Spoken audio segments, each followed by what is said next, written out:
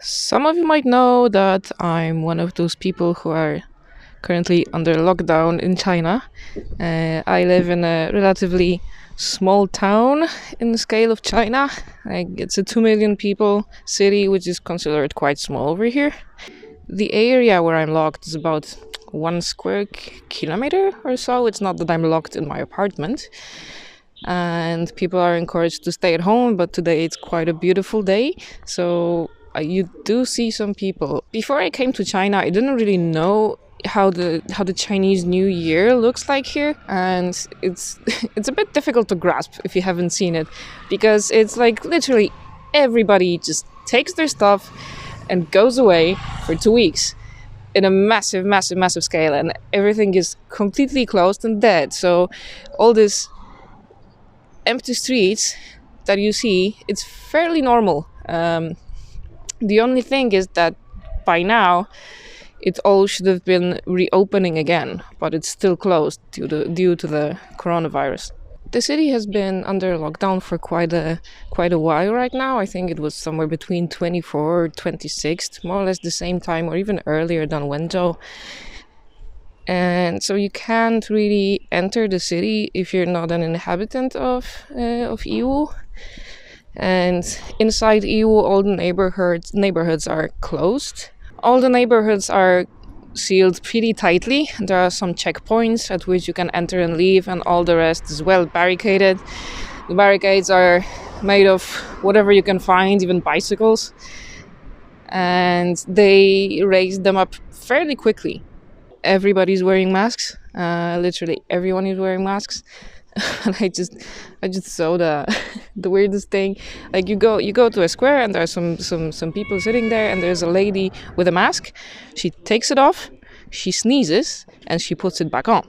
And as I was petrified looking at it, I just looked to I was looking at her to the left, and I looked to the right, and I literally see another girl taking her mask off, sneezing, and putting it back on. Like, Jesus Christ.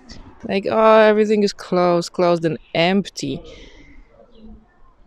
There are a few shops that are open, but between the new year and the lockdown, they are not really very well stocked. And if you want to do proper shopping, you need to go outside of this closed area. And because as a Westerner, like, you consume such weird things as bread or coffee or cheese, and these are definitely not things that you can find in the corner shop here, because people don't eat that. Most of the people do order takeaways. There's a very large takeaway culture here, and since the couriers, they cannot deliver the food to your door, you kind of have to schedule a meeting by a barricade, and then you pass the food there. And now I reached the end of my neighborhood.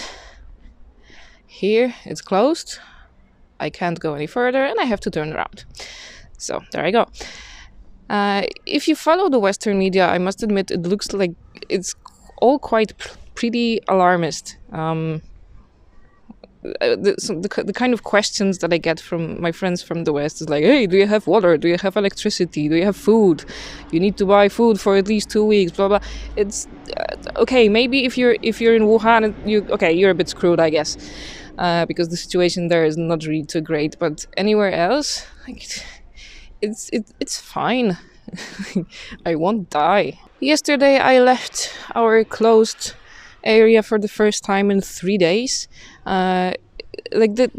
All the news and all the information, it says that you can leave once every 2 days.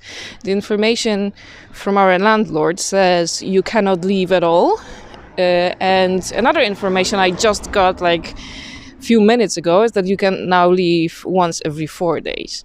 The city is completely empty. You can meet some police on the way, but they only stop cars. They wouldn't stop pedestrians or motorbikes. And I stopped by the river because there were some just beautiful trees in the peak of their blossom. And I remember last year the same place was literally full of just people taking selfies. It was really full of people. I think it was once in a lifetime opportunity to see that place so quiet and so beautiful. So I'm kind of lucky. And I went shopping into the store, and as you enter, they take your passport number and your phone number. So I kind of guess it's in case you get sick so that they can easily locate all the people you might have infected.